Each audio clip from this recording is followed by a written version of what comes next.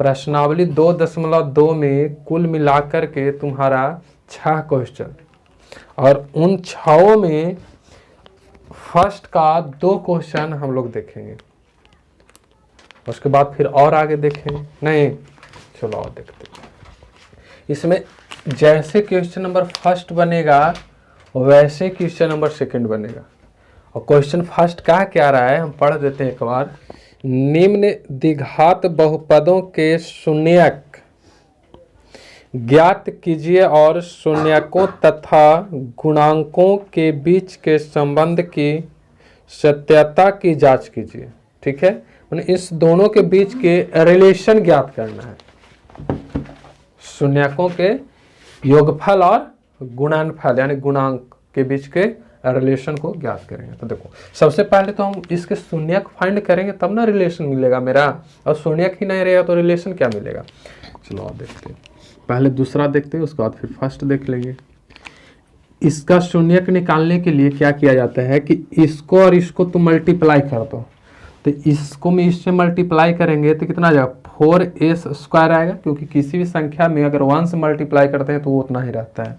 तो 4s² में 1 से मल्टीप्लाई कर दे, मेरा आ गया 4s²।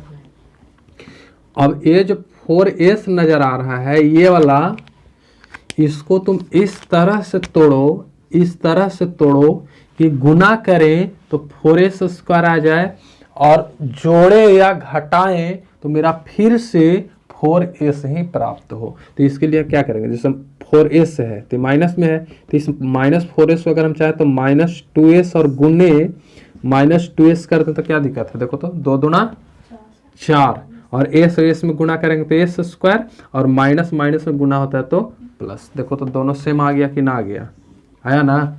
तो हम इस 4s को ऐसे ना लिख करके इस रूप में लिख देंगे, अर्थात 4s² -2s, -2s 25 नहीं है, समझना इस ठीक से, ये से है, +1। अब इसमें और इसमें तुम कॉमन ढूंढो। तो यहाँ 4s है, यहाँ 2s है, तो इस और इसमें 2s कॉमन है, तो 2s को क्या करते हैं बाहर। तो इसमें 2 s है तो 1 बाहर निकल चुका है, तो 1 बचेगा ना s। यहाँ 4 है, 2 बाहर निकला है तो 2 बचेगा, और माइनस ये तो पूरी तरह से बाहर निकल चुका है, तो यहाँ कितना बचेगा 1। और यहाँ से हम क्या करते हैं, -1 कॉमन ले लेते हैं, कुछ नहीं है तो 1 कॉमन होता है, और ये हो जाएगा 2s -1। अब इसमें और इसमें देखो, इसको हम चाहें तो 2s -1 को अलग और ये दोनों को अलग कर देते हैं, तो 2s -1 आ गया। अब हमको पाना क्या है, शून्यक पाना है। तो शून्यक पाना है, तो शून्यक पाने के लिए क्या करेंगे, यहाँ लिखेंगे कि शून्यक पाने के लिए, शून्यक पाने के लिए क्या करोगे, इतना के बराबर करके 0 करोगे। तो 0 करूं तो 0 करो, 2s -1 इंटू 2s -1 बराबर 0। तो एक बार इसके साथ भी 0 कर लेते, एक बार इसके साथ भी, तो ये हो जाएगा 2s -1 बराबर 0, और फिर 2s -1 बराबर। तो यहाँ से 2s को अगर स्टॉप कर दो तो इधर किस में आ जाएगा 1, फिर s को अगर हम रोके तो 1/2। यहाँ देखो तो यहाँ भी s बराबर कितना आ जाएगा 1/2। तो हमारा मान के चलते हैं कि अल्फा मेरा हो गया, अल्फा बराबर 1/2 और बीटा बराबर 1/2। दोनों सेम है तो क्या करोगे, कुछ नहीं कर सकते हो। अब सबसे पहले हमको क्या करना है, शून्यकों का योगफल, यही ना ज्ञात करना है। तो यहाँ आ जाओ, चुप्पी, शून्यकों का योगफल अल्फा प्लस बीटा। तो अल्फा हमारा कितना है 1/2, और प्लस बीटा कितना है 1/2। एलसीएम लेंगे कितना आएगा 2, 1 + 1 बराबर 2/2, काट कूट के कितना आ गया 1/1। अब हम क्या कर रहे हैं कि इसमें ऊपर भी 4 से और नीचे भी 4 से गुना कर देते हैं। क्या दिक्कत है? कोई दिक्कत नहीं है।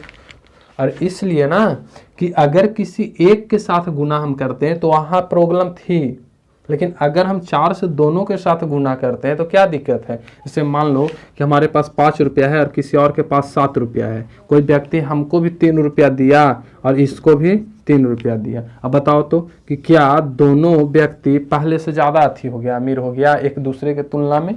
कोई नहीं। इसके बीच का अंतर देखो, अभी भी 2 का ही अंतर है।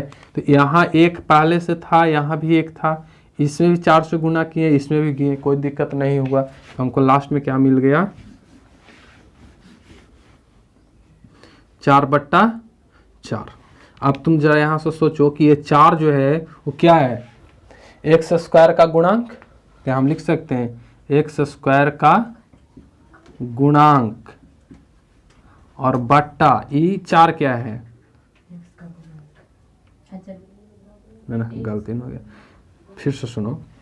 ये 4 क्या है? एक्स का गुणांक, और ये 4 किसका? एक्स स्क्वायर का गुणांक। अगर इसको सिंबलिकली अगर डिनोट करोगे तो इसको हम लोग डिनोट करते हैं बी से, यानी बी और बट्टा ये, और माइनस लगता है, यहाँ पास माइनस लगता है। तो सोचो तो कि यहाँ पास देखो तो यहाँ पास क्या आ जाएगा? माइनस आएगा। तो यहाँ पास हम कह सकते हैं कि शून्यकों और शून्यक अल्फा और बीटा के जो मतलब शून्यक है, उस शून्यकों का योगफल इस बहुपद के x के गुणांक अपॉन एक्स स्क्वायर के गुणांक के बराबर आ जाता है कि नहीं? अरे यहाँ पास x के जगह पे s दिया तो उससे क्या दिक्कत है? 4 तो कुछ भी रह सकता है। ठीक है, तो एक क्वेश्चन नंबर फर्स्ट हुआ, सेकेंड और फर्स्ट को भी हम एक और बताते हैं ताकि और क्लियर हो जाए।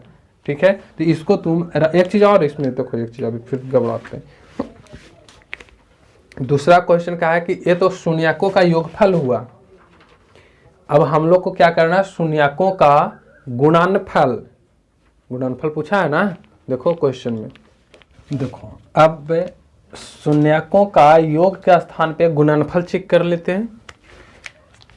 तो यहां पास अगर हम गुणनफल करें तो यहां लिखेंगे ना पुनः शून्यकों का गुणनफल। तो शून्यकों का गुणनफल करेंगे तो क्या होता है? Alpha into beta. अल्फा कितना है? 1/2 गुण बीटा कितना है? 1/2। कितना? 1 में 1 से गुणा करेंगे 1 और 2 दूना 4। तो ई सी बाई ए होता है। क्या होता है? सी बाई ए, मतलब कि अचर पद बट्टा नहीं एक्स स्क्वायर का गुणांक। तो सही तो है, देखो तो अचर पद हमारा कितना है? एक एक्स स्क्वायर का गुणांक कितना है? 4। क्या एक्स स्क्वायर का गुणांक 4 नहीं है? तो क्या हो गया? सत्यता की जांच हो गई। अर्थात इसको चाहो तो ऐसे भी लिख सकते हो, अचर पद को सी से डिनोट करते हैं और एक्स स्क्वायर के गुणांक को ए से। तो सी बाई ए, जहाँ ए बराबर हमारा कितना आ गया? 4 और सी बराबर 1। और इसमें भी देखो तो बी बराबर हमारा कितना आ गया? बी बराबर तो माइनस का 4 और ए बराबर 4 आ गया ना। तो ये हो गई रिलेशन, राइट। देखो अब हम लोग क्वेश्चन नंबर 4 और 5वां देखते हैं, बाकी तीसरा ये सब बन जाएगा, सेम है। इस क्वेश्चन की अगर बात करें तो यहाँ सबसे पहले शून्यक निकालेंगे। तो शून्य क्या होगा इसका? सोचो, इसमें तुम कॉमन ले लो। तो कॉमन इसमें और इसमें कितना कॉमन मिल रहा है? 4u। तो 4u अगर हम कॉमन लेंगे तो u प्लस कितना बचेगा? 2। अब बचेगा ना। फिर यहाँ क्या लिखें? शून्यक पाने के लिए, शून्यक पाने के लिए, शून्यक पाने के लिए क्या करेंगे? 0 करेंगे। अर्थात 4u और u प्लस 2 बराबर 0। तो एक बार इसके साथ 0 लगाएंगे, यानी 4u बराबर 0 और 1 लगाएंगे इसके साथ, u प्लस 2 बराबर 0। तो यहाँ u को अगर रोकोगे तो 0/4 4 होगा, अर्थात u बराबर कितना 0। यहाँ तुम लोग को, तो यहाँ तुम रुको तो u बराबर क्या आ जाएगा, इधर प्लस से इधर किस में आ जाएगा -2 में। तो अल्फा हमारा कितना आ गया 0 और बीटा कितना आ गया -2। अब इसका गुणांकों का जांच करते हैं। शून्यकों का योग, इसलिए शून्यकों का योग, शून्यकों का योग, तो शून्यकों का योग अगर करो तो शून्यकों का योग कितना है, अल्फा प्लस बीटा। तो अल्फा प्लस बीटा, अल्फा कितना 0 नहीं है, अल्फा मेरा 0 प्लस बीटा कितना -2। इसको जोड़ोगे तो कितना आएगा -2, और कुछ नहीं तो नीचे होगा ना, अपना मन से दे सकते हो, ठीक है। अब इसमें आओ, एक चीज़ और हम चाहें इसको तो हम लिख सकते हैं कि क्यों ना इसमें हम 4 से गुणा कर दें ऊपर नीचे। अगर हम यहाँ 4 से कर दें, यहाँ भी 4 से गुणा कर दें, हैं तो 8 इसमें है कहाँ, नहीं 2 है ना, तो 2 है तो 2 में हम 4 से गुना करेंगे, 8 कहाँ है, 8 से कर सकती हो, 8 से कर सकती हो, लेकिन यहाँ पर तुम गौर करो कि हमारा जो फॉर्म है वो 4 के फॉर्म में है, 4 के रूप में नहीं है। तो 4 के रूप में है तो हमको यहाँ 4 आना चाहिए ना। तो इसमें क्या किया हम, अब यहाँ गुना करोगे तो कितना बच जाएगा, हाँ 8/4 बचेगा ना। अब यहाँ पास ये तो माइनस वाला आया खुद है ना, माइनस, और एक माइनस सूत्र वाला होता है, तो ये माइनस माइनस क्या हो जाता है प्लस। तो यहाँ पास अगर चाहे तो हम लिख सकते हैं ना कि माइनस पहले से सूत्र वाला और एक्स का गुणांक और बट्टा एक्स स्क्वायर का गुणांक। देखो तो सही है कि नहीं। एक्स का गुणांक मेरा कितना है -8, सॉरी माइनस माइनस मिलकर क्या हो जाएगा प्लस। अरे यहाँ एक्स वैल्यू पुट करेंगे तो क्या हो जाएगा पल्सन होगा, अर्थात यहाँ देखो तो मेरा b बराबर कितना आ जाएगा। इसको सिंबलिकली हम लोग ऐसे ना लिखते हैं कि -b/a, तो -b और यहाँ कितना है -8, तो माइनस माइनस प्लस, तो ये हमारा क्या आ जाएगा माइनस माइनस खत्म हो जाएगा। तो हमारा a बराबर कितना आ गया, a बराबर 4 ना, और b बराबर 8।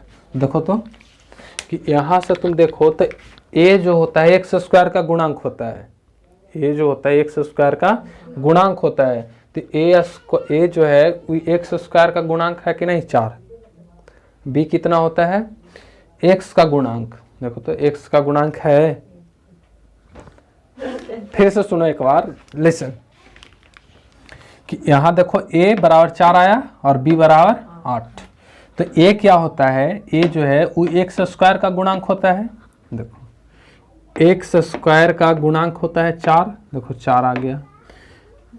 b बराबर 8 है, तो b क्या होता है x का गुणांक, x का गुणांक, तो x का गुणांक कितना है 8, यहाँ भी 8 है। अब इसका गुणनफल कर लेते हैं पुनः, अल्फा इंटू बीटा बराबर, अल्फा कितना है, अल्फा देखो 0 गुने बीटा कितना है -2, और इसमें गुना करेंगे तो कितना होता है 0 बट्टा कुछ नहीं तो 1 होगा ना। अब कुछ नहीं है तो 1 है, तो तुमको पता है कि ऊपर जो होता है अचर पद होता है, अचर पद बट्टा एक्स स्क्वायर, नहीं सुनो ना एक चीज़ और, इसमें हम थोड़ा सा गलती कर रहे हैं कि क्यों ना अगर हम चाहें तो इसमें भी हम तुमको 4 से गुना कर दें। तो यहाँ अगर तुम 4 से गुना करोगे, यहाँ भी करो तो कितना आ जाएगा 0/4 आएगा ना। अब 0/4 आने का अर्थ है कि ये हमारा अचर पद होता है, अचर पद, अचर पद को c से डिनोट करते हैं बट्टा हाँ एक्स स्क्वायर का गुणांक।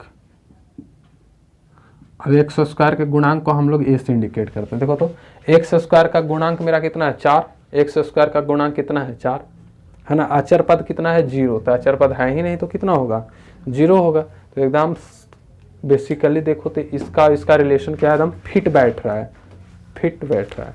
तो इसको तुम राइट करो। देखो अब क्वेश्चन नंबर 5 देख लेते हैं, ठीक है। इसमें अगर इसका शून्यक हम ज्ञात करें तो क्या करेंगे, यहाँ डायरेक्टली लिखेंगे शून्यक पाने के लिए। शून्यक पाने के लिए क्या करें, इतना बराबर 0, तो t² माइनस 15 बराबर 0। देखो कभी कभी लोग क्या करता है ना, इसको बनाने के लिए ऐसे भी करता है, माना कि p और x, यहाँ पास x की जगह t है तो यहाँ पास क्या दे देगा वो t, और बराबर t² माइनस 15, और फिर यहाँ लिखिएगा शून्यक पाने के लिए, शून्यक पाने के लिए, और यहाँ पास वो कर देगा pt बराबर 0, और फिर इस pt के जगह पे इसको पुट करेगा तो क्या हो जाएगा t² माइनस 15 और बराबर 0। देखो तो घूर फिर के वहीं आ रहे हैं कि नहीं आ रहे, है ना। तो यहाँ तो हमारा 0 कर दिए। अब यहाँ से हम t² को अगर रोकूं तो ये माइनस इधर किस में आ जाएगा, प्लस, तो हमारा t बराबर क्या हो जाएगा अंदर रूट 15, ठीक है। अब इस रूट से अगर हम चाहें तो इसको हम ऐसे लिख सकते हैं 15 को 5 गुने 3, लेकिन कोई फायदा नहीं है, तो इसको और आगे लिखें तो इस रूट से अगर हम इस रूट को ऐसे लिखा जाता है कि t बराबर प्लस माइनस अंदर रूट 15, ठीक है। तो यहाँ पास देखो तो एक प्लस वाला एक माइनस वाला, तो यहाँ इसलिए अल्फा बराबर एक प्लस वाला मान लो अर्थात रूट 15, और एक बीटा को मान लो माइनस वाला, बीटा कितना हो जाएगा माइनस और रूट 15, तो अल्फा इतना आ गया, बीटा इतना हो गया। अब फिर यहाँ से हमको जांच करना है शून्यकों का योगफल करना है ना, तो हम इसको इरेज कर देते हैं। इसलिए शून्यकों का योग, शून्यकों का योग, और शून्यकों का योग अगर देखो तो क्या होगा अल्फा प्लस बीटा, अल्फा कितना रूट 15, बीटा कितना माइनस रूट 15, तो माइनस प्लस काट के कितना आता है 0, और कुछ नहीं है तो 1, है ना। अब यहाँ तुम देखो हम लिख सकते हैं कि शून्यकों का योगफल तो क्या हो जाएगा b बट्टा a, यानी माइनस b बट्टा a, अर्थात x² का गुणांक, x का गुणांक अपॉन x² का गुणांक, अर्थात b बाई a, और यहाँ पास माइनस लगा हुआ रहता है, ठीक है। तो यहाँ से तुम देखो तो कि हमारा x² का गुणांक कितना आ गया, यानी माइनस b बराबर कितना हो गया, b बराबर हमारा माइनस 0, और a बराबर कितना हो गया x² का गुणांक यानी a, और a बराबर कितना 1। अब यहाँ से देखो क्या इसमें x का गुणांक कहीं नजर आ रहा है, सिर्फ क्या है x² और अचर पद, x² और अचर पद, तो x² है तो x² का गुणांक कितना आ रहा है मेरे को 1, और यहाँ कुछ नहीं होता है तो 1 छिपा हुआ रहता है, यहाँ प्लस 1 छिपल रहता है, तो देखो तो x² का गुणांक कितना है 1 आया ना, और b यानी कि x का गुणांक, तो x का गुणांक तो इसमें है ही नहीं, कितना है 0, तो इसको क्या हो गया 0 आ गया। पुनः शून्यकों का गुणनफल